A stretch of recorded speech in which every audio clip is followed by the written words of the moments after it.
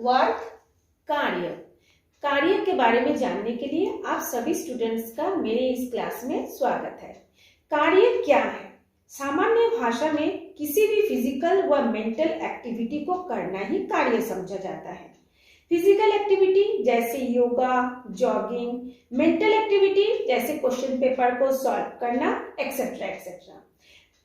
तो आप डेफिनेशन हम फिजिक्स में कैसे दे सकते हैं? आम भाषा में तो कार्य समझ गए, लेकिन इन फिजिक्स की भाषा में वर्क का कुछ अलग ही डेफिनेशन होता है। जैसे हमने एक डेफिनेशन लिखा है, देख लीजिए।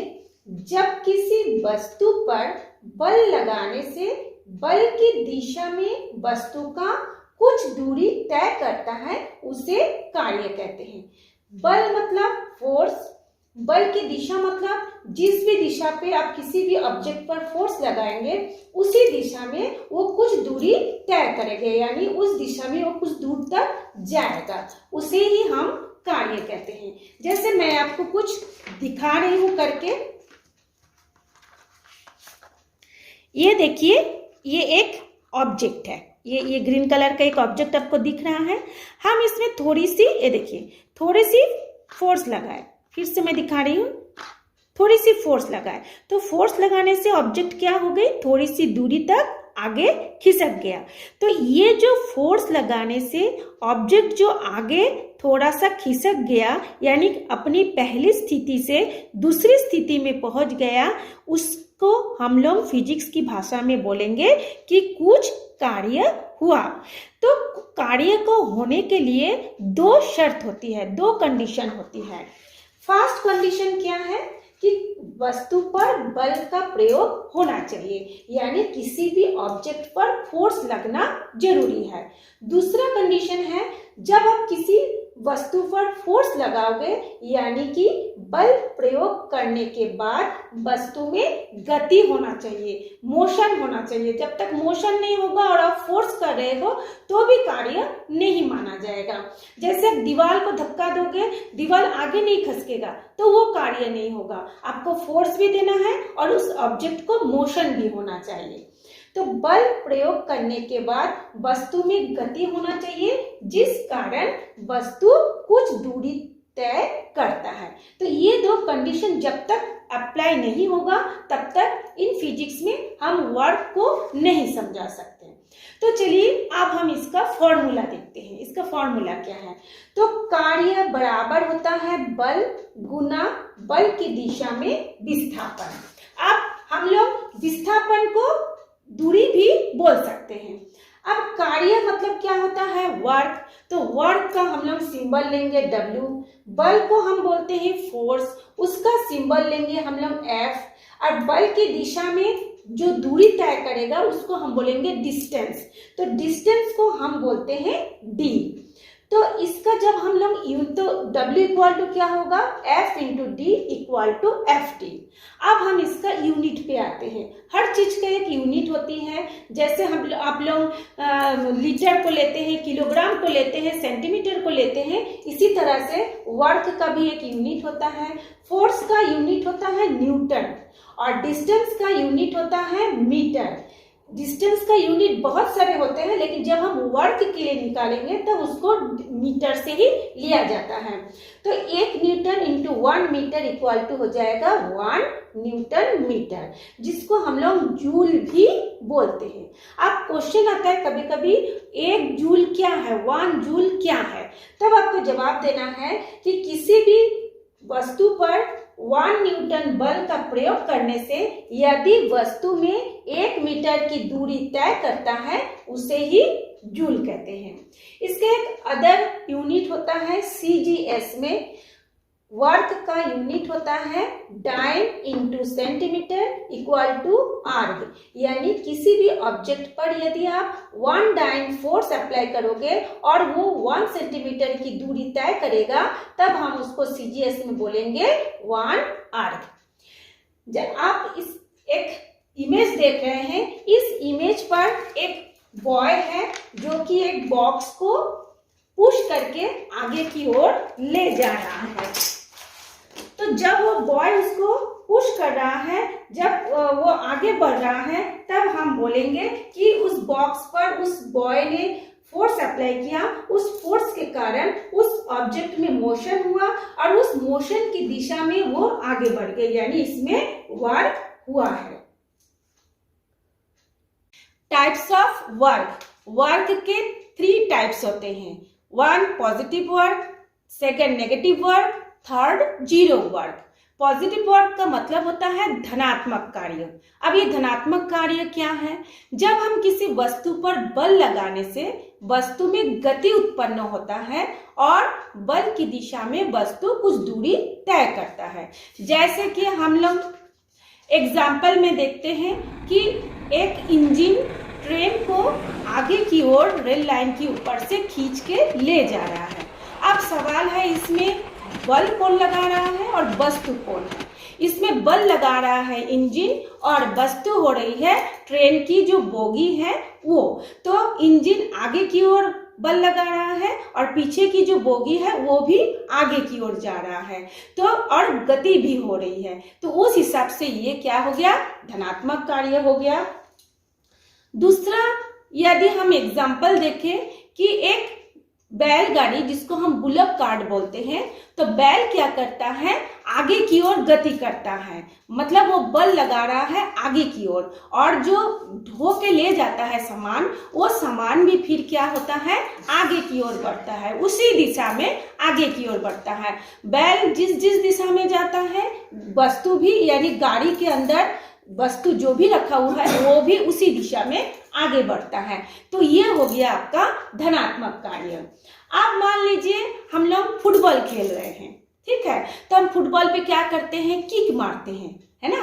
तो जिस दिशा में हम फुटबॉल पे किक मारते हैं, फुटबॉल भी उसी दिशा में चलने लगता है, उसी दिशा में गति करता है। तो ये जो सारे मैं बता रही हूँ सबके सब धनात्मक कार्य का एग्जाम्पल है। नेगेटिव वर्क यानी कि ऋणात्मक कार्य। जब किसी वस्तु में बल लगाने से वस्तु बल की विपरीत दिशा में गति करता है, उसे नेगेटिव वर्क कहते हैं। फॉर एग्जाम्पल, एक औरत एक कुआं से पानी ऊपर की ओर खींच रही है। अब इसमें बल और वस्तु कौन है, ये सबसे पहले आप देखिए। इसमें वस्तु है पानी से भरा बाल्टी, और बल लगा रही है वो औरत जो कि नीचे की ओर हो रही है। रस्सी को वो नीचे की ओर खींच रही है, और वस्तु जो कि बाल्टी भरा हुआ पानी की बाल्टी है वो ऊपर की ओर आ रहा है। तो बल की विपरीत दिशा में होने के कारण ये नेगेटिव वर्क हो गया। दूसरा एक एग्जाम्पल हम लेते हैं, जैसे कि tug of war. Tug of war क्या होता है? एक रस्सी रहता है, इसमें 2 टीम रहती है, दोनों टीम एक रस्सी को दोनों सिरे को पकड़कर एक दूसरे की ओर खींचते हैं, और बीच में क्या होता है? एक लाइन रहता है। तो जो टीम उस लाइन को क्रॉस करके उस टीम को अपनी ओर ले लेता है वो जीत जाता है। अब एक सवाल होता है कि इसमें नेगेटिव वर्क कौन कर रहा है? तो जो टीम हार गया वो भी अपना बल लगा रहा था जीतने के लिए, फिर भी वो नहीं जीत पाया, वो पॉजिटिव की ओर चला गया, लेकिन वो कुछ तो ताकत लगा रहा था, कुछ तो बल लगा रहा था उसको जीतने के लिए। तो इस परिस्थिति में क्या हो गया? वो नेगेटिव वर्क हो गया।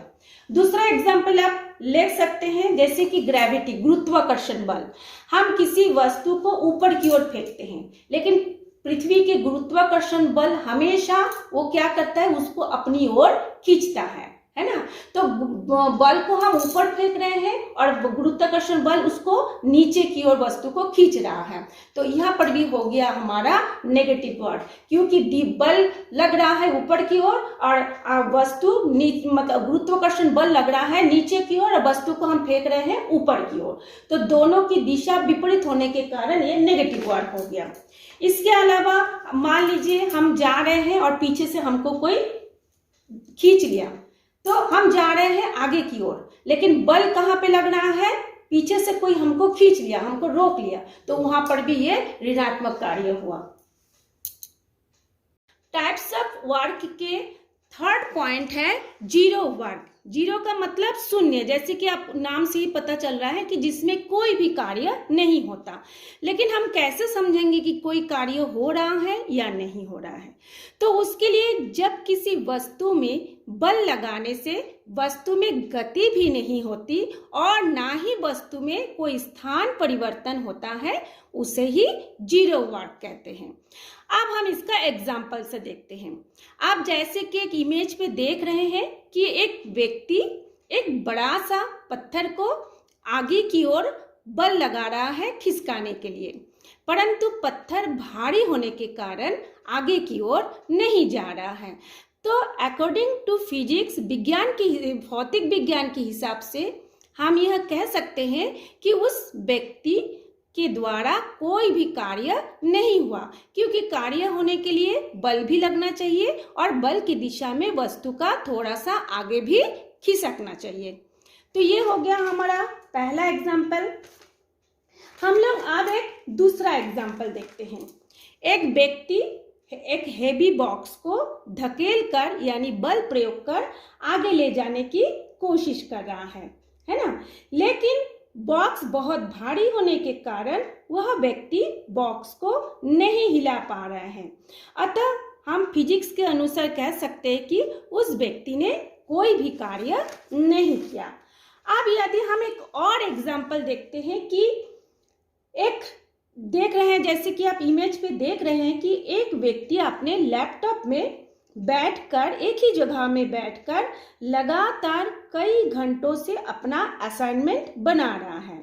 उसका यह मानना है कि उसने कार्य किया, मेंटल कार्य किया, बट अकॉर्डिंग टू फिजिक्स, भौतिक विज्ञान के हिसाब से वो कोई कार्य नहीं किया, क्योंकि उन्होंने मेंटल कार्य किया लेकिन ना ही उसमें बल प्रयोग किया और ना ही बल प्रयोग करने के बाद वो अपनी जगह से दूसरी जगह में खिसक गया। तो इस हिसाब से हम बोल सकते हैं कि उसने कोई कार्य नहीं किया। तो ये था जीरो वर्क और उसकी कुछ एग्जाम्पल। डिस्प्लेसमेंट मतलब विस्थापन। जैसे कि आप व्हाइट बोर्ड पे देख पा रहे हो, ये है आपका हाउस, ये है आपके स्कूल। आप जब आप हाउस से स्कूल जाते हो तो वहाँ एक रोड बना हुआ रहता है। तो रोड हमेशा सीधा हो ये कोई जरूरी नहीं है। तो आप घर से निकले, ये यहाँ आए, यहाँ से फिर यहाँ आए, देखिए मैं एरो करके बताई हूँ, इस एरो से होते हुए आप स्कूल में पहुंच गए। तो ए पॉइंट हो गया उसका शुरू का पॉइंट, बी पॉइंट हो गया उसका स्कूल का पॉइंट। तो ए और बी के बीच में ये जो लंबा वाला रोड है, उस लंबाई को हम बोलेंगे दूरी, है ना। परंतु ए से और बी के बीच में जो न्यूनतम दूरी है, न्यूनतम मतलब कम से कम, यदि हम ये ऐसे सीधा जाते तो हमारी ये दूरी कम हो जाती। हमारे पास क्योंकि रोड बना है इसलिए हम रोड के थ्रू जा रहे हैं। यदि रोड नहीं बना होता तो हम ऐसे सीधा स्कूल चले जाते। यदि हमारे रास्ते में कोई बाधा उत्पन्न ना होता तो हम ये सीधा स्कूल में पहुंच जाते। तो इस रोड की लंबाई की तुलना में ये जो सीधा वाला रास्ता है वो कम है। तो डिस्प्लेसमेंट इसी को कहा जाता है कि जब कोई वस्तु या व्यक्ति अपने प्रारंभिक जगह से गति करते हुए अपने अंतिम स्थान तक पहुंचता है तो दोनों जगह के बीच की न्यूनतम दूरी यानी कि कम से कम दूरी को वस्तु का विस्थापन कहलाता है। यह है आपका कम से कम दूरी। अच्छा ठीक, इसका एक क्या होता है, एक निश्चित दिशा होता है। कैसे दिशा? क्या आपका स्कूल मान लीजिए यहाँ पे ईस्ट साइड है और आपका घर है ये वेस्ट साइड, आप घर और पश्चिम से पूरब की ओर जा रहे हैं या उत्तर से दक्षिण की ओर जा रहा है, तो वो एक निर्दिष्ट दिशा होती है, इसलिए इसको सदिश राशि कहते हैं। देखिए मैंने लिख दी हूँ, ये एक सदिश राशि है क्योंकि इसकी एक निश्चित दिशा है। अब आप बोलेंगे कि दूरी का भी तो निश्चित दिशा होता है, नहीं होता। क्यों? देखिए हमको घर से स्कूल जाना है, हम ए पॉइंट से निकले, हम पहले नीचे की ओर आए, फिर हम थोड़ा सा दाहिने की ओर आए, फिर हम थोड़ा सा नीचे की ओर आए, फिर ऊपर गए, फिर थोड़ा सा इधर मुड़ गए, फिर ऊपर गए, फिर इधर मुड़ गए, तो हमको कोई निश्चित दिशा नहीं है। लेकिन डिस्प्लेसमेंट का क्या है, यदि हम इस पॉइंट से इस पॉइंट तक को देखें तो उसमें एक सीधा दिशा है कि हाँ वो ए पॉइंट से बी पॉइंट की ओर एक निश्चित दिशा में जा रहा है। तो इसको कहा जाता है सदिश राशि। और इसका मात्रक जो होता है, इसका मात्रक होता है मीटर। देखिए हमने लिख दिए हैं रोड डिस्टेंस है, और ये जो आपका सिंबल दिख रहा है ये है आपका डिस्प्लेसमेंट। अब एक हम दूसरा एग्जांपल देखते हैं। देखिए एक कोई लड़का है, वो ए से आपको उसको जाना है डी में, मतलब ये घर मान लीजिए उसका घर है, उसको जाना है मार्केट डी में जाना है, हमने पॉइंट कर दिए। अब उसके पास जैसे रास्ता बना हुआ है तो वो ए पॉइंट से बी पॉइंट में गया 20 मीटर, बी पॉइंट से सी पॉइंट में आया 8 मीटर, सी से डी पॉइंट में आया 10 मीटर। तो टोटल लंबाई कितनी हो गई, इन तीनों को हम लोग जोड़ेंगे। देखिए हम तीनों को जोड़े हैं 20 + 8 + 10 तो हो गया 38 मीटर। तो ये जो टोटल लंबाई इसको बोला जाता है दूरी। और ए पॉइंट से बी पॉइंट में एक यदि हम न्यूनतम दूरी को देखें, कम से कम दूरी को देखें, तो मान लीजिए यदि वो 12 होता है तो आपका विस्थापन कितना हो गया 12 मीटर, और लंबाई की दूरी कितनी हो गई 38 मीटर। तो ये हो गया आपका, हमेशा याद रखिएगा दूरी जो होता है टोटल लंबाई होता है, और विस्थापन जो होता है दो बिंदुओं के बीच का कम से कम जो दूरी होगा, कम से कम जो लंबाई होगा उसी को कहा जाता है विस्थापन। अब एक चीज और देखिए, ये एक व्यक्ति है, वो इस एक्स से जाना शुरू किया। अब वो देखिए अब रोड में घूम रहा है, यहाँ से यहाँ गया, यहाँ से यहाँ आया, यहाँ से आया, ऐसे घूमते घूमते घूमते घूमते घूमते घूमते जिस पॉइंट से वो जाना शुरू किया था, गति करना शुरू किया था, उसी पॉइंट पे आके वो रुक गया। तो हम भौतिक विज्ञान के हिसाब से बोलेंगे इसमें कोई भी विस्थापन नहीं हुआ। क्यों? क्योंकि विस्थापन में ये घुमा दूरी तो हुआ, दूरी बहुत है, यहाँ से यहाँ तक की जो लंबाई है उन सबको जोड़ेंगे तो वो दूरी होगा कि वो उतनी दूरी तक चल करके आया है। लेकिन विस्थापन क्या हुआ, क्योंकि पहले पॉइंट में भी वो यहीं से गति करना शुरू किया था, घूम घाम के आके फिर वो इसी पॉइंट में आके खड़ा हो गया, तो ये विस्थापन नहीं होगा, ये होगा दूरी। तो चलिए अब हम नेक्स्ट टॉपिक पे देखते हैं। आप एक देख रहे हैं कि एक लड़का किसी एक बॉक्स को ये इंक्लाइन में ऊपर की ओर धकेल के ले जा रहा है। तो जब किसी वस्तु पर बल लगाकर किसी वस्तु को ऊपर की ओर ले जा रहा है और उसका विस्थापन भी इसी दिशा में हो रहा है, देखिए इसको ये धकेल कर ये ऊपर ले जा रहा है, लेकिन विस्थापन क्या हो रहा है, इसी दिशा में हो रहा है ना। तो उस परिस्थिति में जब ये ऊपर और ये नीचे दोनों ओर मिला करके यहाँ पे ये जो कर्व बनता है जिसको बोलते हैं हाइपोटेन्यूस, और ये जो नीचे वाला बेस है जिसको बोलते हैं एडजेसेंट साइड, दोनों के बीच में एक कोण बनता है। देखिए यहाँ पे दो प्रकार का बल काम कर रहा है, एक जो हो रहा है ऊपर की ओर धकेल के ले जा रहा है बल लगा करके, और एक जो हो रहा है हर एक वस्तु को पृथ्वी अपनी ओर गुरुत्वाकर्षण बल के कारण अपनी ओर खींचता है। तो यहाँ पे दो बल हो रहा है, तो दो बल होने के कारण ये देखिए हमने इसको डॉटेड लाइन खींचा, तो ये क्या हो गया, ट्रायंगल शेप हो गया।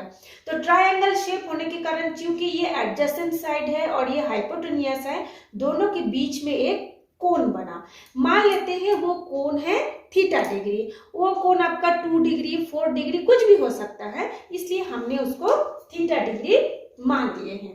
अब इस पर कौन सा कार्य हो रहा है, कितना कार्य हो रहा है, इसको हमको निकालना है। तो जैसे कि आप सब जानते हैं वर्क का फॉर्मूला होता है F = F × D, F × D।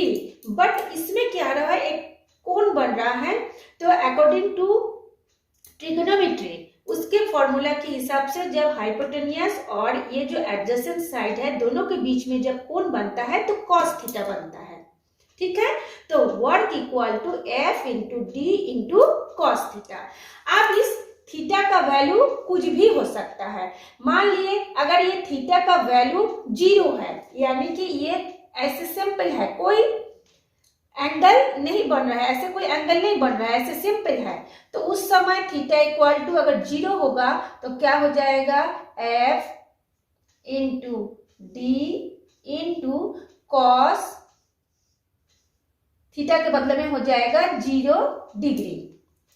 तो cos 0 डिग्री बराबर क्या हो जाएगा, F into D into cos 0 degree का वैल्यू कितना होता है, देखिए हमने लिखे हैं 1, तो यहाँ पे हो जाएगा 1 इक्वल टू क्या हो जाएगा, एफ डी, यानी W इक्वल टू क्या हो जाएगा, एफ डी।